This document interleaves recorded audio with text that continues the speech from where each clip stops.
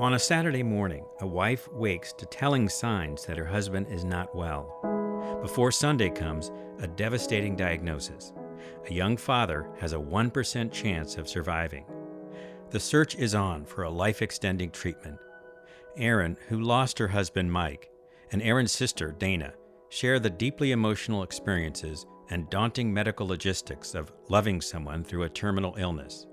We hear from Erin first. Mike was brilliant, had a PhD in genetics. He was 44 years old at the time he was diagnosed with stage 4 pancreatic cancer and given 3 to 5 months to live. He was a great dad and a great husband. He was quiet, but he was tough and stubborn as heck. And he was a big, strong, and kind of somewhat intimidating guy. Do you remember the day that you found out that Mike had pancreatic cancer? That was a day that was a paradigm shift for me, and I guess really for us as an entire family. We woke up in the morning. It was a Saturday. I woke up and I looked over at him, and he was yellow. He was jaundiced. I was startled, and I woke him up, and he looked at me, and he said, "What are you doing?" And I said, "You're jaundiced. Your eyes are yellow. Your skin is yellow." Overnight. So they did a CT scan, and then they asked us to come in, and they sat us down across the desk from a doctor and said, "We hate to tell you this, but you have a mass in your pancreas and lesions on your liver and in your lungs." Wow. And Mike right away said, "What's it look like for me? Are things any better now for pancreatic cancer than they were years ago?"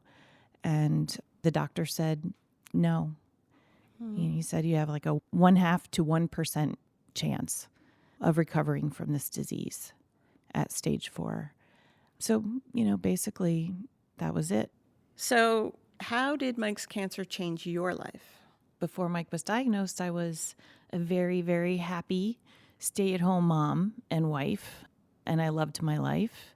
And I got suddenly thrown into the caregiver position for him and for my children. I thought that would be when we got old. I had no idea it would be at 36. So it was very difficult. How did you feel when I told you about Mike's diagnosis? We were in California, and I was with Dave and Mom and Dad. And you said Mike has pancreatic cancer. So it was a very surreal moment for me because my first thought was, that can't be right. Like someone's made a mistake. I didn't know a lot about cancer. At that point in our lives, we really hadn't been exposed. Nobody in our family had cancer until that point in time. That moment changed my life. I knew that I had to help my family. I mean, you're my little sister. Then you asked me to help, to see what was out there in relation to clinical trials because Mike was not inclined to just do standard of care. That gave me a lot of purpose and a lot of focus because that allowed me to do something. So I spent the next 5 weeks combing through the internet about clinical trials and whatever opportunities that might be out there for Mike. I'd read 2 sentences of a protocol and have to look 16 words up because I had no clue what I was reading. I learned a lot through that process, and I did find 3 or 4 trials that Mike could qualify for, and fortunately, he was accepted into a trial. Yeah, all the pieces kind of fit into place for us, and we felt very fortunate at the time. And then with Mike's response to the trial, he really regained his quality of life. He did. He felt great on the clinical trial. It didn't make him sick. So we had some really great time. I mean, he lived 19 months, which may not sound like a lot or enough, but it made the difference between Caitlin, who was 4, remembering him or not. We were able to go on some vacations. He was able to coach her t-ball team and take the boys camping, which was a really big deal to them. So we had that time, and it was really good time for us. So, Erin, as Mike's caregiver, what advice would you give to other people? The biggest thing throughout the journey that I learned that I didn't know prior was that hope really is everything. And without it, we had nothing. So being able to continue to have hope helped us to continue to fight. That knowledge is power, and patients should have that knowledge to be able to determine their own path. And as a caregiver, I learned that I had to be accepting of Mike's decisions for himself, for his own path.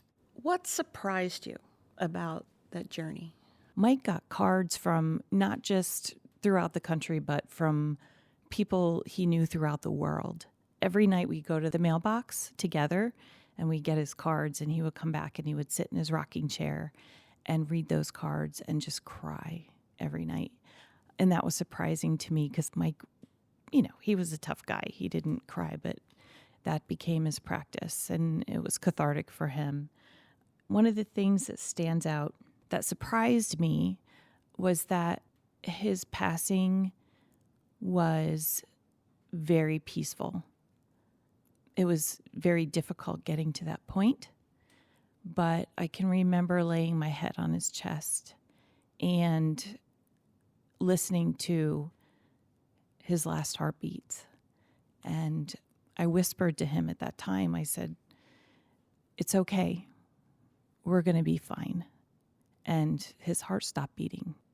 I think about that moment so often, and it sounds strange, but somewhere in my heart, that has become a beautiful moment for me.